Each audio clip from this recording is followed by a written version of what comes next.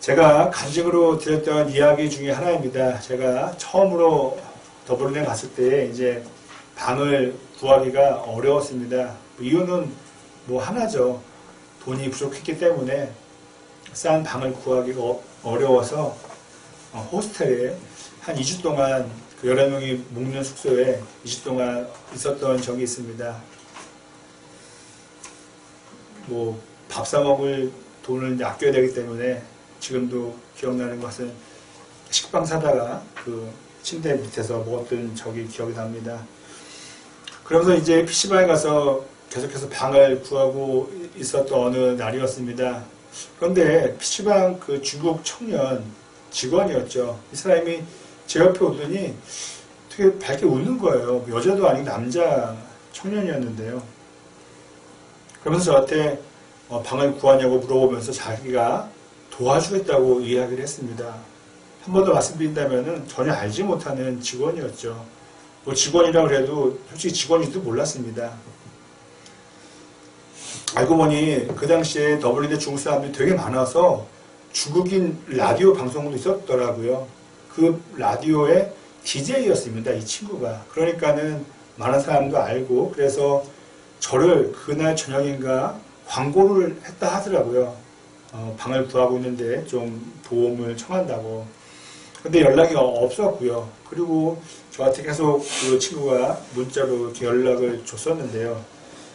그러다가 중국 사람들만 그 정보를 교환하는 그 웹사이트에서 어느 좋은 방 정보를 받은 다음에 저한테 알려주었습니다. 제가 갔었죠. 그랬더니 그 방을 내놓은 분들이 놀라는 거예요. 중국 사람들 사이트에 올렸는데 왜 한국 사람이 왔냐는 거죠. 제가 설명을 드리고 그 집에서 살게 됐습니다. 중국인 가정, 두 가정과 제가 살았는데요. 저의 상황을 듣더니 전기세나 인터넷비나 그 외에 방세 외에는 전혀 내지 말라고 그렇게 말해 주었을 정도로 저를 정말로 동생처럼 사랑해 주었던 중국 가정이었습니다. 지금 생각해도 이해가 되지 않습니다. 왜 처음 본 한국 사람인 저를 중국 청년이 도와주었을까요? 그리고 저는 그 청년의 도움으로 정말 저렴한 방에서 잘 지낼 수 있었습니다. 하지만 성경의 이야기를 살펴보고 또 오늘 본문을 더 살펴본다면 대략 짐작해 볼 수 있습니다. 하나님께서 그 청년의 마음을 움직여 주어서 그 PC방이 많은데 자리가 많은데 저한테 와서 도울 수 있게 하나님께서 해주신 게 아닌가 생각해 봅니다. 저는 그래서 그것을 정말 다른 사람들은 비웃으시겠지만 저는 작은 기적 중에 하나라고 생각을 해 봅니다. 오늘 본문에는 지금 제가 간략하게 간증을 드린 이 내용과는 비교도 할 수 없을 정도로 어마어마한 놀라운 사건이 기록되어 있습니다. 저희가 잘 아는 대로 이스라엘 백성들을 하나님께 잘못하여서 심판을 받게 됩니다. 그래서 나라가 다 망하게 되고 바벨론으로 포로가 되어서 끌려가게 됩니다. 물론 이스라엘 땅에 남아있는 사람들도 있긴 했습니다. 그리고 그들은 하나님께서 지정하신 그 날짜까지 70년이라는 세월까지 그렇게 포로 생활을 해야만 했습니다. 하나님께서는 그 때가 찾아 이제 바벨론이 페르시아라는 큰 나라에 멸망하게 하셨습니다. 그리고 페르시아의 왕이 오늘 읽어드린 본문에 나오는 고레스라는 왕이 통치하게 되고 그 왕을 통해서 이스라엘 백성들이 다시 고국으로 돌아갈 수 있게 된 것입니다.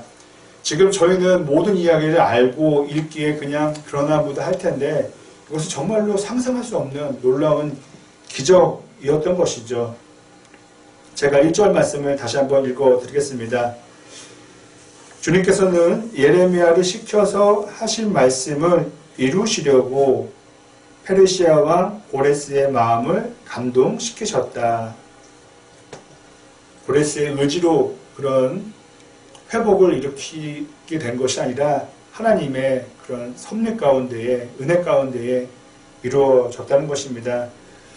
성경을 보면은 그들의 상황은 포로보다 더 정확한 표현은 노예였습니다. 노예로 바벨론을 살게 되었는데요. 여러분, 그 수많은 노예들이 빠져나가게 된다면은 얼마나 많은 경제적 손실을, 재정적인 손실을 나라가 봐야만 했겠습니까? 아마 어느 왕도 그 노예들을 풀어주지는 않았을 것입니다. 제 생각에는요. 하지만 고레스는 달랐습니다. 참고로 이집트에서 이스라엘 백성들이 나올 때에 바로 왕이 막은 이유는 여러 가지가 있겠지만은 바로 경제적 손실 때문에 그랬던 것이죠. 그들이 나가면은 뭐 우리가 흔히 아는 피라미드는 누가 지을 것이며 허드렛 일은 누가 하겠습니까? 돈을 따지면 어마어마한 액수가 되었을 것입니다. 그래서 이집트의 바로 왕은 출애굽을 막았던 것이죠. 하지만 고레스는 출 바벨론을 허락했습니다. 그렇습니다. 하나님께서는 사람의 생각으로 안 될 것 같은 일도 되게 하십니다. 그리고 또 반대로 다 된 것 같은데 하나님께서 막으셔서 안 되게 하실 때도 있습니다. 저는 이런 생각을 합니다. 그렇게 놀랄 것이 아닌 게요. 물론 저도 잘 마음으로 와닿진 않지만은 하나님께서 온 우주를 창조하셨다고 생각한다면은 앞서 말씀드린 안 되게 되고 되게 안 되는 것은 그리 하나님 입장에서는 어려운 일이 아니시죠. 저는 이렇게 표현하고 싶습니다. 영어로 그 가능하다는 possible 앞에 IM을 임이라는 것을 붙이실 수도 있으시고 뺄 수도 있는 분이 바로 하나님이라는 것입니다. 우리 입장에서는 하나님 이걸 정말 impossible라고 했을 때 하나님께서는 아니야, 내가 IM을 지워줄게, 이렇게 하신다는 거죠. 또 우리 입장에서는 교만하면서 아유 이건 정말 possible해 라고 하지만 하나님께서 어디 그런지 볼까 하고 앞에 IM을 적어주시면은 정말 안 되는 거죠. 이스라엘 백성들은 정말 우리가 상상할 수 없을 만큼 너무도 기뻤을 것입니다. 이번 3월 1일은 3.1절 운동 100주년 기념일이었죠. 정말 대단한 그런 운동이었고 그 후에 있었던 광복의 기쁨은 정말 저희가 가늠할 수 없는 엄청난 기쁨이었을 것입니다. 그 8.15 광복과 크게 다르지 않았을 것 같습니다. 오늘 이야기의 내용은요.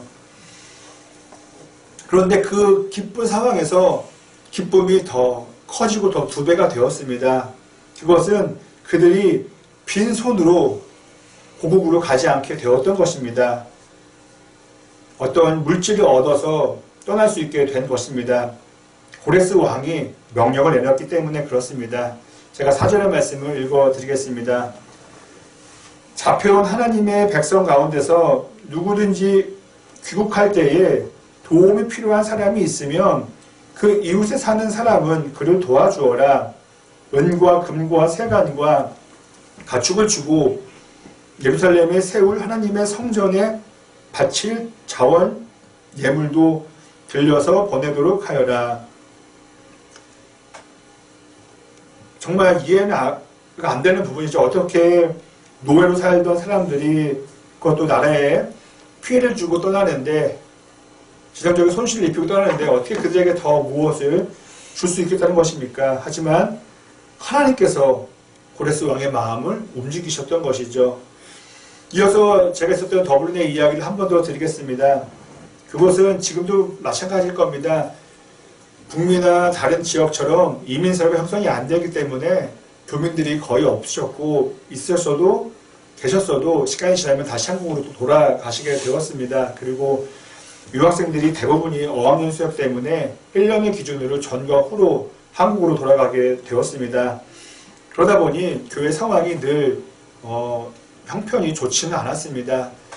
그때 한 번은 아주 심각한 위기에 재정이 놓이게 되었습니다. 그래서 그것은 제가 재정을 관리했기 때문에 얼마나 위험한 상황인지를 누구보다 성도분들은 모르셔도 저는 늘 알고 있었죠. 그 답답하고 두려운 마음에 이제 버스를 타고 집에 가는 길이었습니다. 전화 한 통이 왔습니다.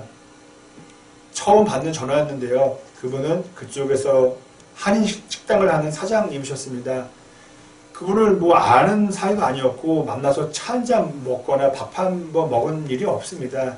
단지 그분을 봤던 것은 대사관 모임에서 인사 한번 나누는 게 전부였습니다. 안녕하세요. 누구입니다. 라고 말이죠.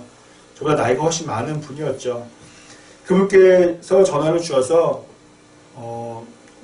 잠깐 인사를 하더니 돕고 싶다고 하셨습니다. 참고로 그분은 교회를 다니는 분이 아니셨죠. 기독교 신앙은 갖고 계시지만 그 당시에는 교회를 나오고 계시는 분이 아니었습니다. 다른 교회로 나가는 분이 아니셨던 걸로 저는 기억하고 있습니다. 그 후로 그분이 많은 도움을 주셔서 교회 운영을 해 나갈 수가 있었습니다. 그리고 저에게 쿠폰도 주어서 한 달에 한 번씩 쿠폰을 주어서 그 쿠폰으로 밥도 무료로 먹을 수가 있었고 누군가를 사줄 수도 있었습니다. 너무너무 감사한 일이었죠. 작년에 한국에 와서 연락 주셔서 제가 식사를 대접해 드리기도 했었고요. 제가 한국에 온 이후로는 계속해서 더블린으로 큐티책을 제가 지금까지 보내드리고 있습니다.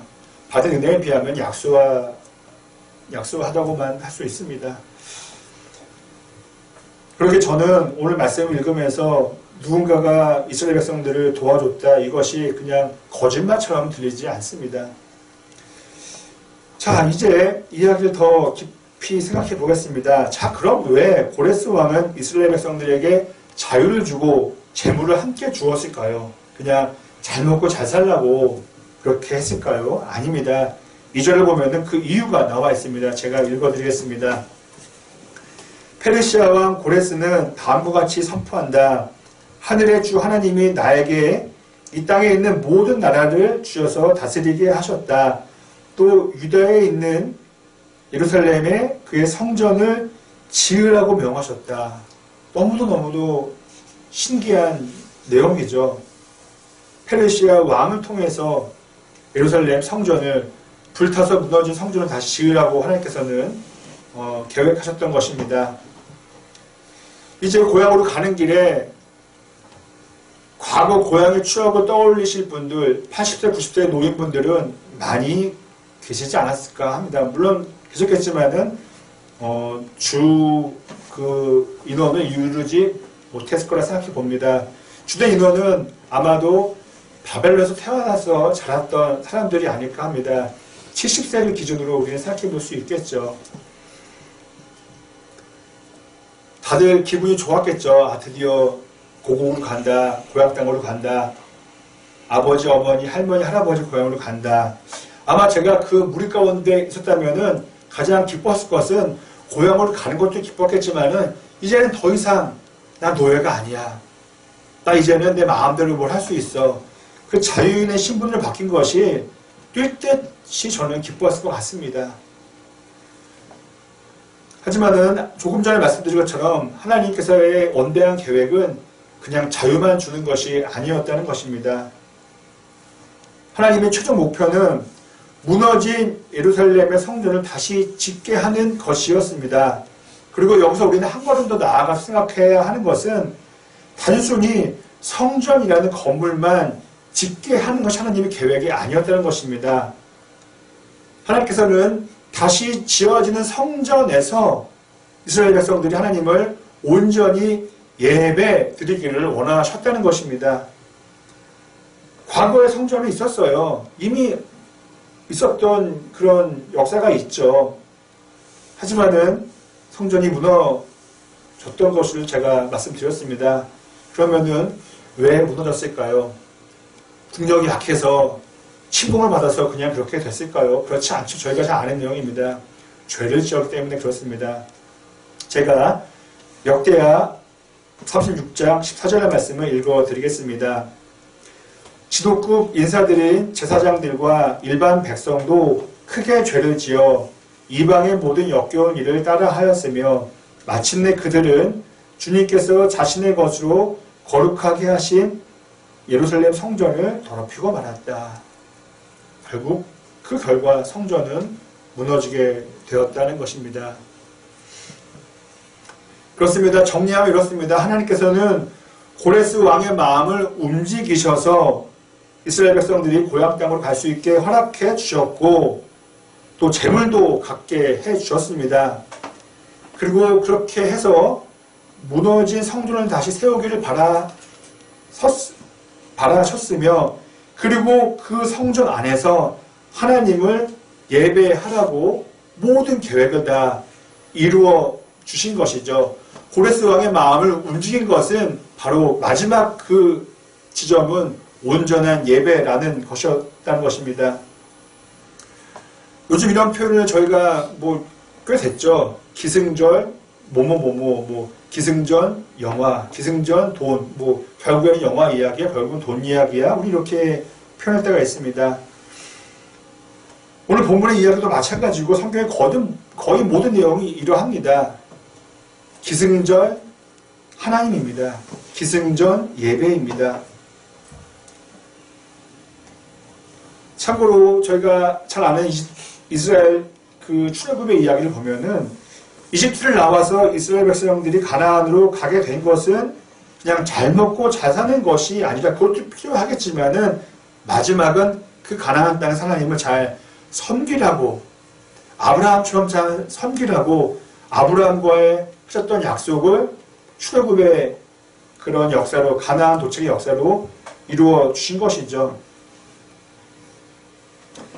만일 그렇지 않으면은 가나안 땅에 잘 도착했다 하더라도, 수많은 환난을 통해서 겪고 가나안 땅에 갔다 하더라도 하나님을 떠나서 죄를 짓고 살면은 결국에는 가나안 땅에서도 망하게 될 것이라는 것이 성경 여호수아에 기록된 말씀입니다. 하나님의 말씀인 것이죠. 오늘 본문 역시 출애굽과 전혀 다른 내용이 아닙니다. 이집트와 바벨론 지역만 다를 뿐입니다.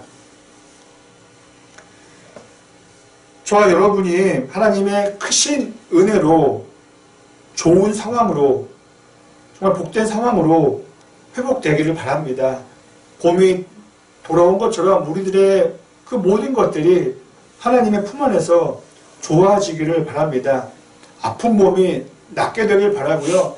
아픈 마음이 정말 치유되길 바라고요. 소망 없던 상황에서 희망을 품을 수 있게 되기를 바랍니다. 우리 모두가 그렇게 되기를 바랍니다. 그래서 우리는 회복을 넘어서 복된 삶의 자리에 앉게 되기를 원합니다. 역시 우리 모두가 그렇게 되기를 바라죠. 그리고 그 복된 자리에서 거하는 것에서 끝나는 것이 아니라 상황이 좋아져도 우리는 계속해서 끊임없이 하나님을 잘 섬겼으면 합니다. 우리 마음속에 지어지는 귀한 성전에서, 성전의 건물만 갖고 있는 것이 아니라 그 마음속 성전에서 하나님을 날마다 예배드리기를 바라는 것입니다. 끝으로 하나님을 섬기며 사는 것, 이것은 참 답답하고 불편하게 여겨질 수 있습니다. 그랬기에 성경에 나오는 많은 이스라엘 백성들이 하나님을 떠났던 것입니다. 하나님 믿는 게, 하나님을 섬기며 사는 것이 정말 쉬운 일이라면은 이 이스라엘 백성들은 바벨론으로 포로로 끌려가지도 않았을 것입니다. 가나안에서 많은 어려움을 겪지도 않았을 것입니다. 하지만 그들은 알면서도 신앙으로 사는 게 답답하고 순간 좋은 것처럼 여겨지지 않았기 때문에 하나님을 섬기다가 만 것이죠. 하지만 우리는 예수님을 통하여서 진리를 알고 있습니다. 그 진리 중에 하나는 하나님 품에 안에 있을 때에, 하나님과 함께 지낼 때에 가장 평안하고 행복한 삶을 살 수 있다는 것을 우리는 알고 있죠.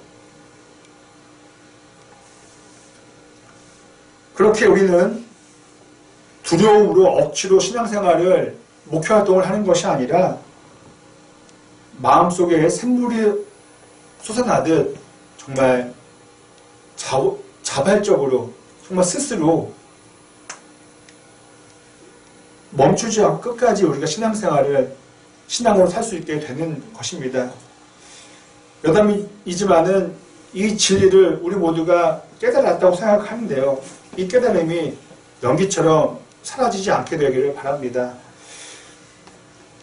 부디 저와 여러분의 삶에 회복이 일어나고, 그리고 그 과정을 통하여서 복된 삶이 신앙의 주를 통하여서 계속 이어지기를 간절히 소망합니다.